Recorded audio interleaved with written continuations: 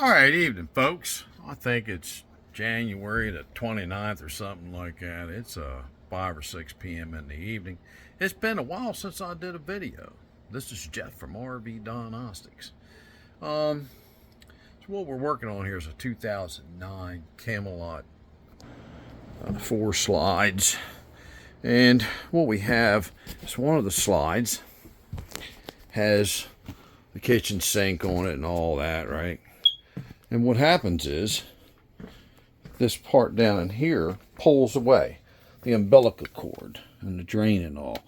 So what I'm going to do is show you. This guy put in quartz. This is a Marine friend of mine. So one, this tracking system wasn't on. All right, see it? It has to be on. We're going to modify that, put 2-inch, because somebody cut it off. I got to put 2-inch, and probably made it longer. And then this part comes out right here, the shelf. A lot of people want to cut all this out and everything, but the shelf comes off. And then right down there where that pipe is, let me see if I can show you.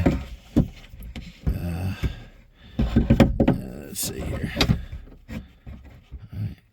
Right, that one right there.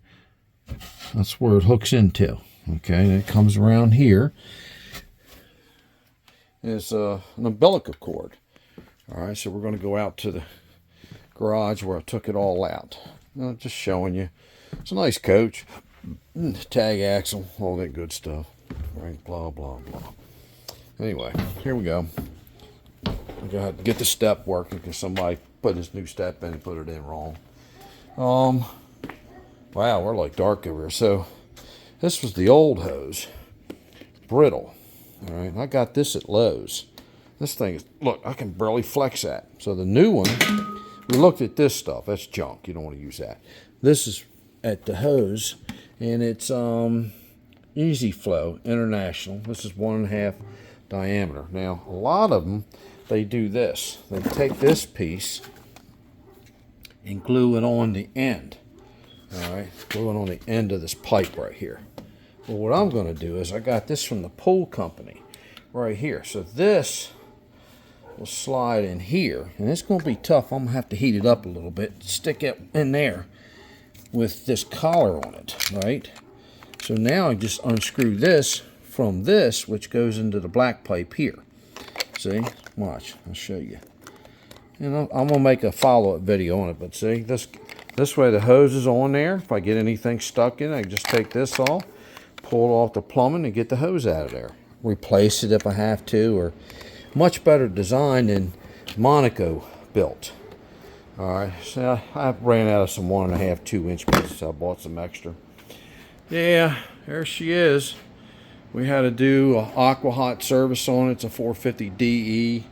The O-ring was missing on the combustion chamber. That was smoking like hell. The nozzle was, the batteries were frozen. Your house batteries. I know somebody's going, oh my God, they're throwing what? Nope. If you thaw them out at 2 amps, take 4 or 5 days, they're back. They were brand new anyway. They were kind of new, right? Probably 5 months old. I wouldn't put wet cell in, but they did. I like AGMs. And then I come over here to the water station. They drained everything with the low point drain, right? I modified it all for him, but right here, look, blew the damn bottom out of his water filter, so I had to put in my homemade bypass. I keep that over my tools. There's a bunch of other stuff to do on this, but we're getting there, right? All right, this is Jeff from RV Diagnostics putting in the sink, drain, flexible fitting. I think it was Easy Flow hose I use. It's not wire enforced. It's string enforced. All right, and the old one was brittle, like wouldn't move that much. So that was half the damn problem. Why it was popping out. Plus somebody had been in there and jerry-rigged the hell out of it. There's my furnace. This is my new toy. I got an 8-inch reflector scope. Bad boy. Man, I was doing some auto tracking last night, seen Saturn rings and with 6 planets lining up, blah, blah. It happened back in 77, like 44 years ago or something like that. Well, anyway, thank you very much, Jeff from RV Diagnostics. I hope you enjoy these videos. There's more to come. Thank you. Remember the motto, test, not guess.